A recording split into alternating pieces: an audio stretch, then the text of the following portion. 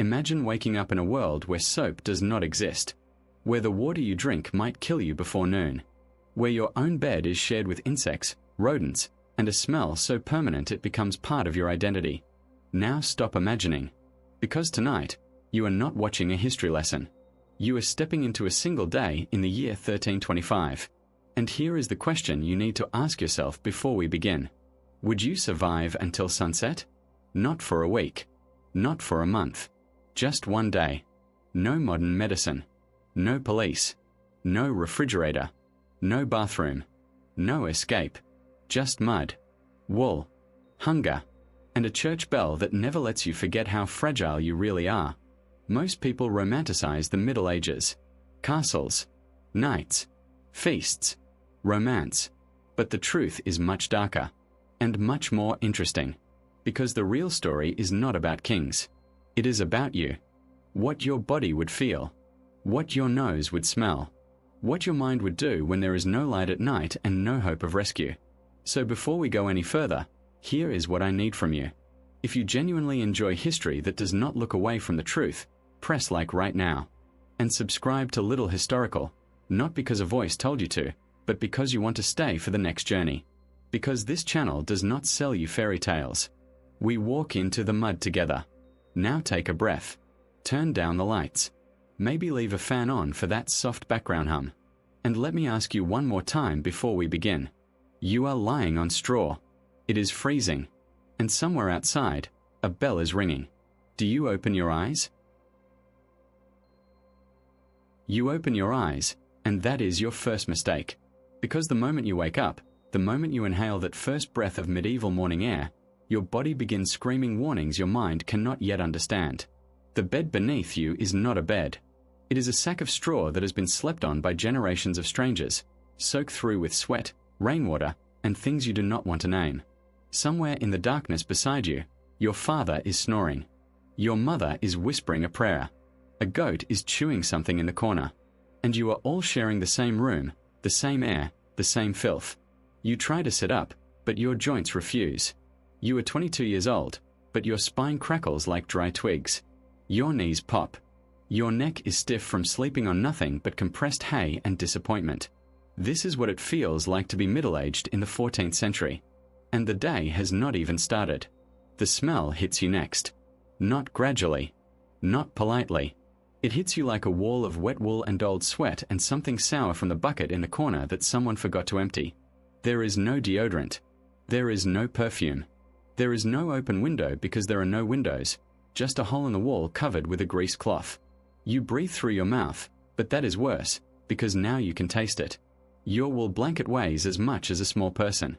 It has not been washed since last autumn, and it carries the accumulated memory of every nightmare, every fever, every cold night you have spent clutching it for warmth.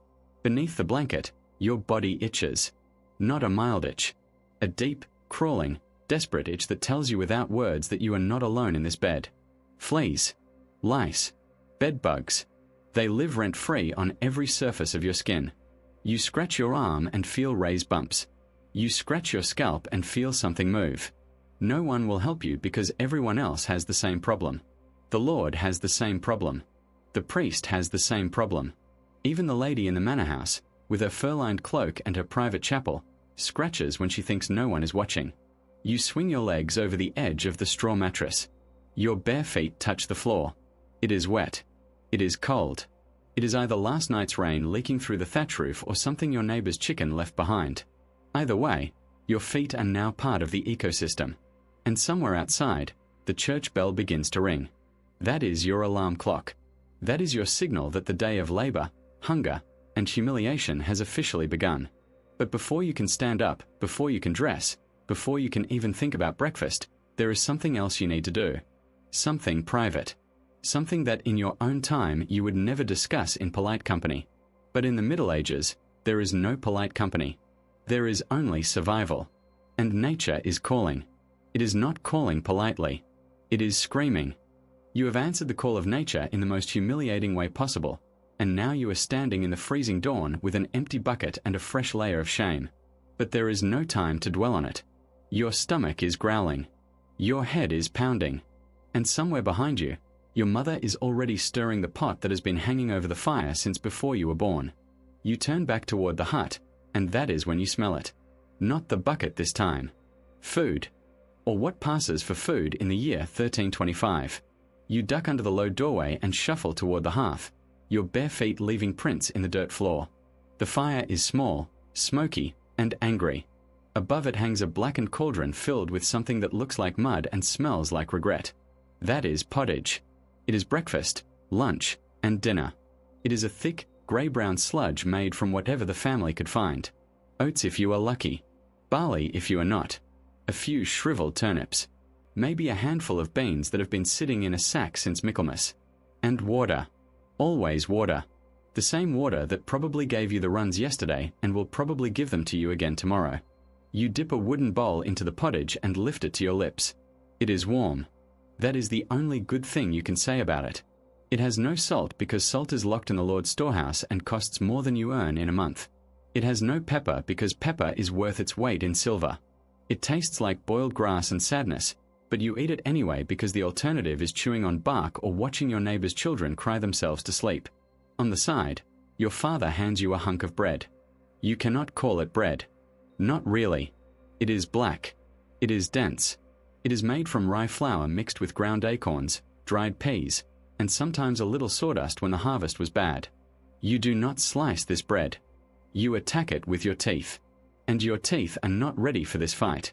You feel something shift. Something crack. Not the bread. Your molar. A sharp pain shoots through your jaw, and for a moment you cannot see straight. You touch your tongue to the tooth and taste iron. It is loose. It is rotting from the inside because you have never owned a toothbrush, never rinsed with anything stronger than ditch water, and never met anyone whose smile did not look like a cemetery. You swallow the bread anyway. You swallow the pain. Because stopping to complain means eating less, and eating less means dying sooner. This is how hunger works in the Middle Ages. It does not ask for permission. It does not care about your comfort. It simply waits. And it is patient. You finish your pottage, wipe your mouth on your sleeve, and look toward the door. Outside, the fields are waiting. The Lord is waiting. And your back is about to learn the true meaning of the word work. You step outside, and the sun is already cruel. Not warm. Cruel. Because in the Middle Ages, the weather is not your ally. It is another enemy, another hand reaching out to push you closer to the grave. Your back aches from sleeping on straw. Your jaw throbs from the bread that nearly took your tooth. And now the field is waiting. 100 yards of heavy clay soil that has to be turned before noon, or the Lord's reeve will mark you down as lazy, and lazy people do not eat. You grip the wooden plow. There is no tractor. There is no horse unless you are wealthy, and you are not. There is just you, your brother, and an ox that hates you both. The wooden beam cuts into your shoulder. The rope burns your palms. You lean forward, and your spine screams. This is not exercise. This is not a workout you chose. This is your life, measured in blisters and backaches and the slow, grinding certainty that tomorrow will be exactly the same. By midday, your tunic is soaked through with sweat. The wool chafes your skin raw. You have not drunk anything since dawn because the water skin is empty and the stream is a 20-minute walk, and if you stop working, someone else will notice. Your mouth tastes like copper and old bread. Your head pounds from the heat. And then you feel it. A sharp, bright pain in your foot. You look down. A nail. A rusty, bent nail sticking up from a broken piece of wood someone left in the field. You pulled it out, but the damage is done. A small puncture. A bead of blood. It does not look like much. But in your world, that tiny wound is a door. And behind that door, infection is already knocking. There are no antibiotics. There is no cleaning alcohol. There is no doctor who understands germs because germ theory will not be invented for another 500 years. What you have is a village-wise woman who will pack the wound with moss and spiderwebs and tell you to pray. What you have is a barber who will offer to bleed you if the fever comes. What you have is the quiet knowledge that a man 3 villages overstepped on a nail last spring and was dead within the week. You wrap your foot in a strip of old linen and keep working. Because if you stop, you do not eat. If you do not eat, you weaken.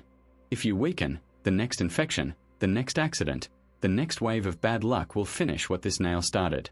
The sun crawls across the sky. Your foot throbs in time with your heartbeat. And somewhere in the back of your mind, a question begins to form, one you are afraid to answer. Is that red streak climbing up your ankle? Or is it just a shadow? You keep walking. You keep working. Because in the Middle Ages, stopping is not an option. Stopping is just dying with extra steps. The sun finally disappears behind the trees, and the world turns from grey to black. There are no streetlights, no porch lamps, no glow from a phone screen or the soft hum of a refrigerator. There is only darkness. The kind of darkness that swallows your hand when you hold it in front of your face. The kind of darkness that turns every shadow into a stranger and every creak into a threat. You limp back to your hut, your foot still throbbing from a nail, the red streak now impossible to ignore. But you do not show it to anyone. Because showing it means admitting weakness, and weakness in a medieval village spreads faster than any fever. Your family is already inside, huddled around the dying fire. No one speaks. There is nothing left to say. The pottage pot is empty. The bread is gone. Tomorrow, you will wake up and do this all over again, assuming you wake up at all. You lower yourself onto the straw mattress, and your body begins its nightly inventory. Your shoulder where the plow bit into it. Your palms where the rope tore the skin. Your jaw where the tooth is looser now. Your foot where something dark is climbing toward your knee. You close your eyes, but sleep does not come easily. Because in the silence, the mind turns cruel. You think about the child you buried last winter. The one who coughed for 3 days and then stopped. You think about your mother, who died giving birth to a sibling you never met. You think about the priest's sermon last Sunday, the one about hell, about the river of fire, about the demons who wait for sinners. And you wonder, in the privacy of your own terrified heart, whether you have been good enough. The answer, you suspect, is no. Outside, a wolf howls. Or maybe it is just the wind. Or maybe it is your neighbor, the one whose wife left him, the one who drinks too much of the bad ale and talks to himself in the dark. You cannot tell the difference. That is the worst part of medieval night. Not the cold. Not the hunger. Not even the pain in your foot. It is the not knowing. Not knowing if that sound is an animal or a man. Not knowing if that red streak is infection or imagination. Not knowing if you will see the sunrise. The church bell rings again. Midnight. Or something like it. You pull the wool blanket over your head and pray. Not a careful prayer. Not a polite one. A desperate, childish whisper to a God you have never seen but cannot afford to doubt. Please. Just one more day. Just one more. And somewhere in the darkness, something scratches at the door.